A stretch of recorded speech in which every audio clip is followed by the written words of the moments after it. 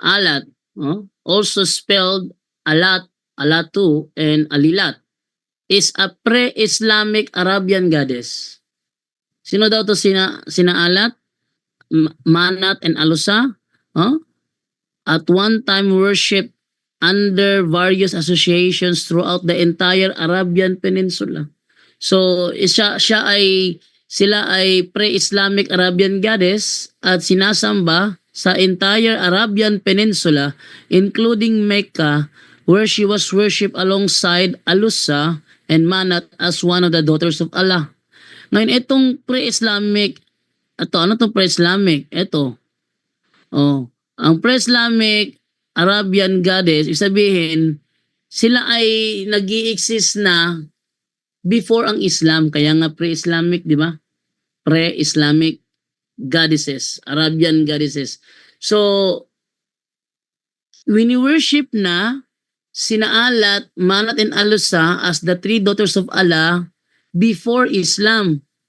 Ngayon, kung sasabihin nila na si Adam ay Islam kasi nag-submit siya to the will of God.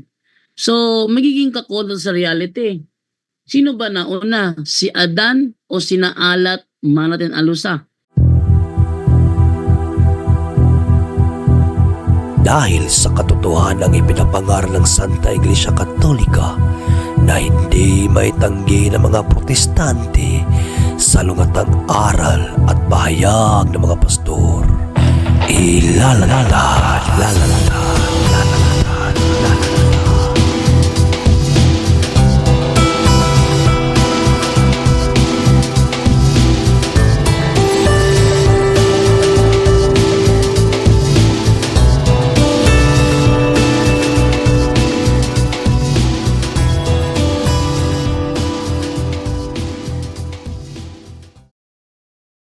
Card bag sauce simbahan.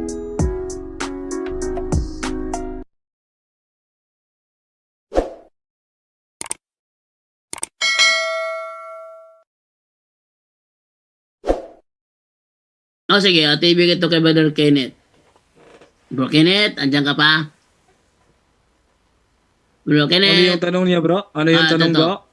From Michael of Flaria, ano po ang tunay na relihiyon? Ang Muslim bago ang tunay? Oo, ang Kristiyano po. Wait lang ha. Analyze ko muna ha. Kasi pinagwawalang syota ko po. Kasi ang syota ko po kasi ay isang Muslim, isang Kristiyano. Hindi ko talaga maintindihan yung message mo, bro. Ano ba yung syota mo? Muslim o Kristiyano? Ay, lipat na lang ko ng ibang tanong, brother. Ano? Hindi yung tanong niya ba kung ano ang unang relihiyon, ang Muslim ba or ang Kristiyano? Yun na lang yun na lang mo yung sagutin mo, brother Kenneth. Ano ang unang relihiyon, Muslim o Kristiyano? Baka nag-ano siya, brother Janto, baka ang gusto niyang ipunto, baka nagbalik Islam yung kanyang yung kanyang syota. Bakit tinatawag na balik Islam? Nauna ba yung Islam? Kasi pwede rin ganoon. Pwede rin ganoon. Ang una ba kasi sa talaga lumalabas yung term balik Islam dito sa Pilipinas, wala naman sa yan ibang bansa. So, unang-una, yung balik Islam, 7th century na po yan, no? Ibig sabihin, submission of the will of God, no? Itong definition nila. At sa debate nga sa Osami City, naispatunayan ng Islam na yung lahat na mga tinatawag natin na mga propeta ay Islam. Lahat ng mga propeta ay Islam, no? At kaya sila yung nauna para sa kanila. Pero ang problema diyan ang unang nag-submit to the will of Allah ayon sa kanilang mga aklat si Muhammad. So nagsimula kay Muhammad noong 7th century. Itong Christianity itong Christianity umabot na ng ilang taon, no? 700 years more or less, no? Itong Christianity, which is the true and original Christian, is the Catholic Church. Kung tingnan mo yung history, ang mga tinatawag natin na mga historical evidence. So, ibig sabihin nauna talaga yung Christianity. At kaya nga sa mga ebidensya na ipinakita na natin dito, Biblia at sa mga reference, ang tunay na simbahan, of course, itong Christianity na sinabi ni Brother Dando kanina, Brother kaabag sa simbahan, Brother John Ray, na ang unang gumagamit ng salitang Christianity ay Katoliko, and therefore, ang Christianity na yan referring to the Catholic Church. No? So, ibig sabihin nauna at bakit nauna? Kasi sila yung kasama ng ating Panginoon ayon kay San Pablo, Galatia chapter 3 verse 2. Kung babasahin natin diyan sa Galatia chapter 3 verse 2, yan, no? Andyan sila kasama ng ating Panginoon. Yan yung mga Christian o ibig sabihin Roman Catholic o sakop ng Catholic Church. So, hindi po talaga nauna yung Islam at bagamat kiniklaim nila, pero hindi po nila yan mapatunayan. Ang nauna talaga, yung Catholic at yung kanila pong aklat na tinatawag po natin na Holy Quran, ay marami pong mga ebidensya tayong magpapatunay na posibleng kinopya lamang yan. Ang ibang talata dyan mula sa Biblia, ngunit ang pagkopya ay mali-mali pa. So, yan lang po, Brother Zanto. Sana ay nakatulong sa nagtatanong. Okay, actually, meron kasing kung i-search niyo yung atin na lang ipakita para mas maganda, no?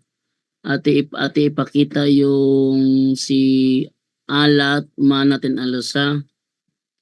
Alat, Manat, and Alusa. To. At ipakita to. So para maunawaan ito si Alat, Manat, and Alusa. Ayan. Sabi ganito. Alat, also spelled Alat, Alatu, and Alilat, is a pre-Islamic Arabian goddess. Sino daw to sina Alat, Manat, and Alusa? At one time worship under various associations throughout the entire Arabian Peninsula. So sila ay pre-Islamic Arabian goddess at sinasamba sa entire Arabian Peninsula, including Mecca, where she was worshipped alongside Alusa and Manat as one of the daughters of Allah. Ngayon, itong pre-Islamic, ano itong pre-Islamic? Ito. Ang pre-Islamic Arabian goddess, sabihin, sila ay nag-i-exist na before ang Islam, kaya nga pre-Islamic, di ba? Pre-Islamic goddesses, Arabian goddesses. So, wini-worship na sina Alat, Manat, and Alusa as the three daughters of Allah before Islam. Ngayon, kung sasabihin nila na si Adam ay Islam kasi nag-submit siya to the will of God. So, magiging kakontra sa reality. Sino ba nauna? Si Adan o sina Alat, Manat, and Alusa? Siyempre nauna si Adan. Una-una si Adan, nahuli sina Alat, Manat, and Alusa kasi may mga taong gumawa sa kanila. Ngayon, kung nauna si Adan at nahuli itong the three daughters of Allah, bakit sinasabi pre-Islamic Arabian goddesses? Isa lang ang reconciliation yan. Ang pag-reconcile yan, isa lang ibig sabihin. Yung sinasabi nila na si Adan ay Muslim, yun ay claim lang nila. Pero hindi talaga yun ang reality. Halimbawa, sampulan na lang natin isa sa kanilang sinasabi, si Jesus daw ay Muslim. Kung si Jesus ay Muslim, kailan naging ugali ng Muslim pumasok sa sinagoga tuwing Sabado? Kasi si Kristo, mabiblia o mahistory, proven na siya ay nangingilin, siya ay pumunta sa sinagoga tuwing Sabat para magbasa, magturo. Hindi ugali ng Muslim na pumasok sa sinagoga tuwing Sabado para magbasa, magturo. Ang kanilang reason, si Kristo daw ay Muslim kasi siya ay nagpatira pa doon sa Garden of Gethsemane. Siya ay nagpatira pa. At ang Muslim ay nagpatira pa, therefore, si Jesus ay Muslim. Ganun yung kanilang reasoning. But definitely not, kasi ugali ni Jesus na pumasok sa sinagoga. Ano yung sinagoga? Simbahan ng Judaism yun. Ang simbahan ng Muslim, mosque, hindi sinagoga. Oh, tuwing Sabado siya ay nasa sinagoga para magbasa at magturo. Ginagawa ba ng Muslim yan? Hindi. Hindi naman ugali ng Muslim yan eh. Araw-araw ka mo. Oh, at saka wala silang katuruan na gaya ng katuruan ng Islam. Ang layo ng katuruan ni Jesus sa katuruan ng Islam. May ganun po yun. tanong pala dito, Brother Jando, kay Sister Maria Luisa Tapes. Nakabisaya lang to na, pero tatagalogin natin. Sabi niya, good evening, Brother John Ray. Pag magrosaryo or mag-prayer, pwede ra ba usa ka kandel lang ang dagkutan? Wala pud nako nabatasan nga mudagkot. Need ba gyud ta mudagkot, Brother John Ray? So, sa Tagalog, ang tanong niya, sa pagrosaryo daw at pag-pray, pwede daw ba na isang kandila lang ang gamitin, ang sisindihan? Hindi rin niya ugali na magsindi ng kandila.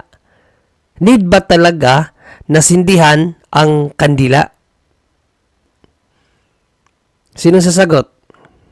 Ikaw tanong eh. Hindi sa akin yung tanong yan. Hindi naman doktrinal yan. Sa aral ng simbahan yan. Brother Angel na lang. Brother Angel. Brother Angel na lang, Brother Angel. Brother Angel! Yes, gising pa. Akala ko tulog na. Inantok ako dun sa ano.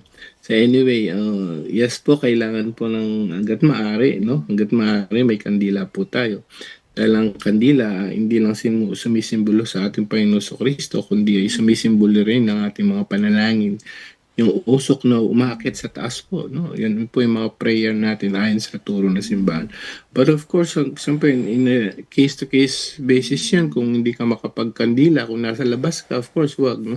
But nire-record po tayo kasi talagang kailangan talaga nakakandila kapag nagro-rosary. Importante po yan. It symbolizes Christ as a light of the world, and at the same time symbolizes also our prayers, no? Going up to heaven, to God. Yung mga prayers natin, yung mga usok na paakit siya sa taas, yun nagsisimbolize ng mga prayers natin papunta kay God. Yun po, Bro Junry. Maraming salamat, Brother Angel.